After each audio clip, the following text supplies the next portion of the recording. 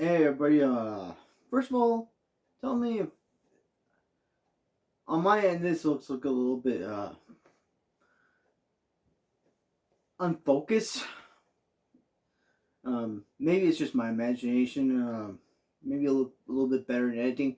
Anyways, first of all, I just want to say after that, other than that little thing, this is my second attempt of filming this. The first attempt, it lost focus and all that crap because I tried to do something different with my camera and well, that different thing caused stuff to lose focus. So I won't be doing that anymore.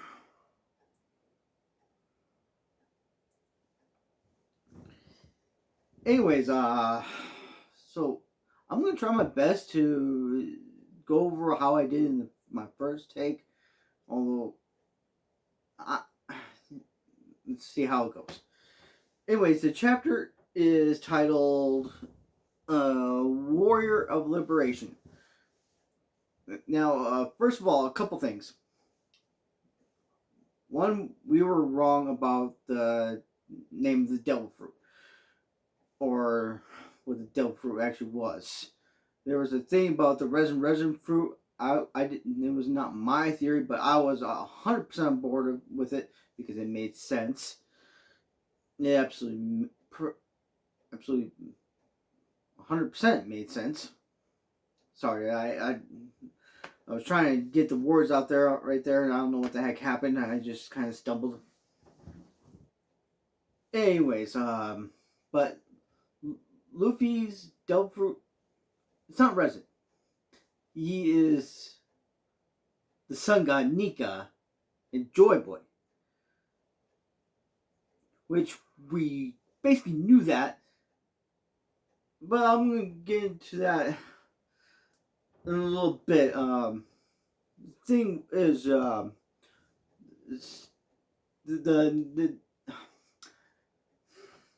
words, senpai.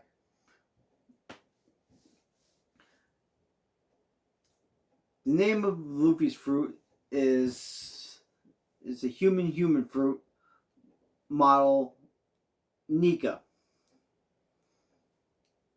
Now, when I first heard the name Nika,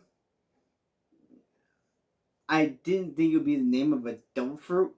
So now I'm not sure what this means. I got just so many questions. But this chapter was so hilarious. I really understand why Joy Boy is called Joy Boy. But before I get to that, we start off with the chapter with Momonosuke and Yamato being surprised that Luffy is Joy Boy. And then we let's see here. We cut over to the five elders where they talk about how the gum fruit or the human fruit model Nika, which is a mythical zone, by the way, has eluded them for 800 years. Now, I'm not sure if the five elders always knew that was the gum fruit's actual name. I'm not sure if they heard that first from Eam or if they knew that prior to that. Because they did have that thing several chapters ago. It was back at Reverie. Yeah, it was chapter like 907 or 908. Right before we got into Wano, they met up with Eam, asking what they should do. Anyways, I'm just wondering how much the five elders knew before. They always knew that. I basically just repeated myself. I apologize, but I just wanted to get that out. Words are hard. I stumble over words sometimes. Anyways, we move over to Orochi, who is trying to convince Hiyori that he loved Odin also. And Hiyori calls him on his BS, saying that for 5 years Odin has followed their instructions, hoping that they would free the citizens of Wano, and he never stopped smiling, and he never burdened his family. His family never learned the truth until after his death. And so, and we also, it is now pretty much cemented in stone now at this point too, that the reason why Hiyori always wears a mask when she's playing the, I think it's called the shamisen. Correct me if I'm wrong. She's always playing because she's crying and she's angry. She's both crying and angry. So she's sad for the loss of her father, and she feels such rage towards Orochi for lying to Odin about setting the country free, even though he danced like a fool, and she knows that. So,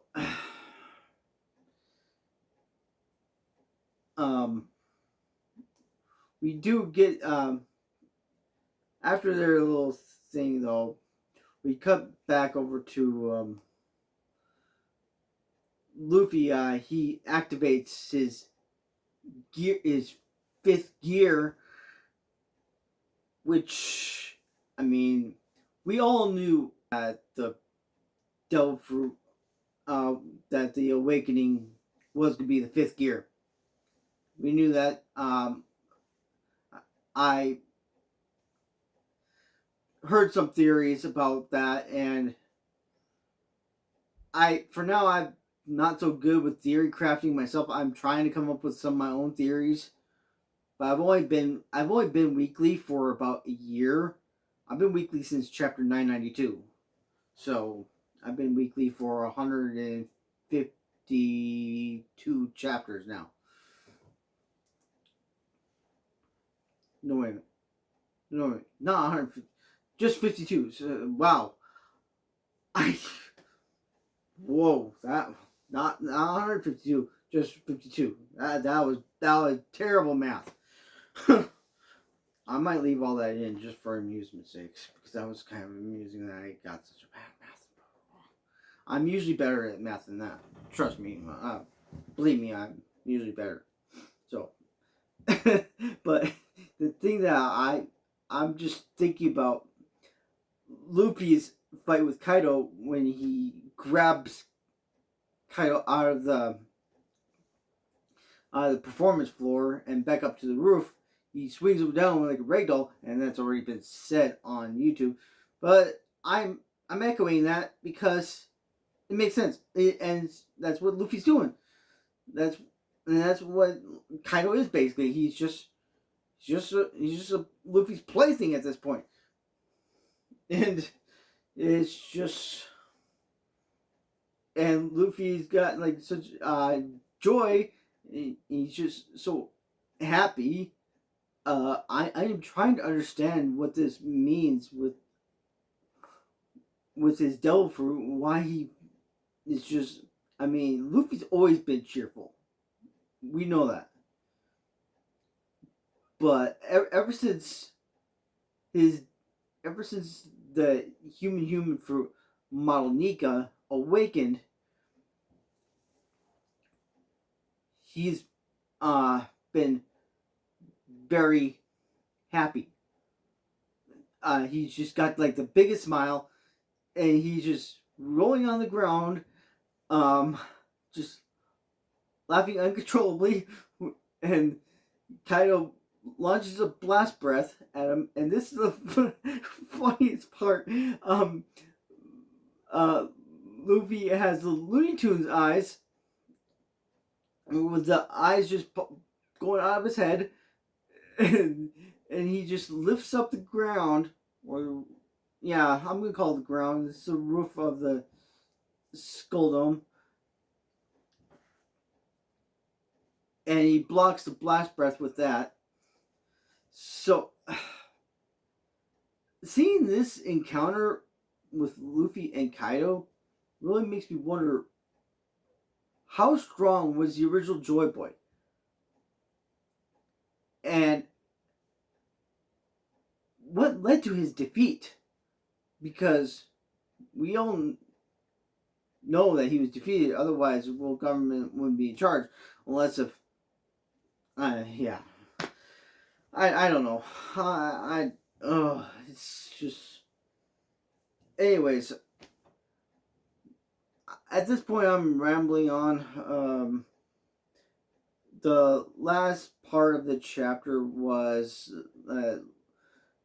Kaido says he's sorry for that he didn't want to win like how he did earlier with that CP0 agent interfering, and Luffy just brushes off and he says, I think he says something along the lines of no, "Don't sweat it, and let's just continue this." And so we got.